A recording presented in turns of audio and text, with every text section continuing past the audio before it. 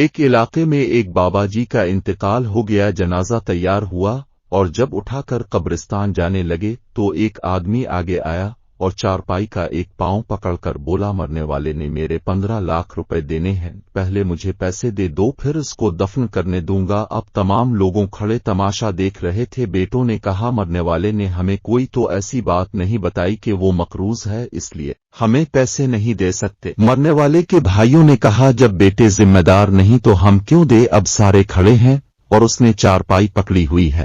جب بات گھر کی عورتوں تک جا پہنچی، مرنے والے کی اکلوتی بیٹی نے جب یہ بات سنی تو فوراً اپنا سارا زیور اترا اور اپنی ساری نقد رقم جمع کر کے اس آدمی کے لیے بھجوا دیں اور کہا، اللہ کے لیے یہ رقم اور زیور بیچ کر اس کی رقم رکھو اور میرے ابو کا جنازہ نہ روکو، میں مرنے سے پہلے سارا قرضہ ادا کر دوں گی، باقی رقم کا جلد بندوبست کروں گی۔ اب وہ شخص کھڑا ہوا اور سارے مجمع کو مخاطب کر کے بولا، اصل بات یہ ہے کہ میں نے مرنے والے سے 15 لاکھ لینے نہیں بلکہ اس کے 15 لاکھ دینے ہیں، اور اس کے کسی وارث کو میں جانتا نہ تھا، تو میں نے یہ کھیل کھیلا۔ اب مجھے پتہ چل چکا ہے اس کی وارث ایک بیٹی ہے اور اس کا کوئی بیٹا اور کوئی بھائی نہیں۔ اب بھائی منہ اٹھا کر اسے دیکھ رہے تھے اور بیٹے بھی۔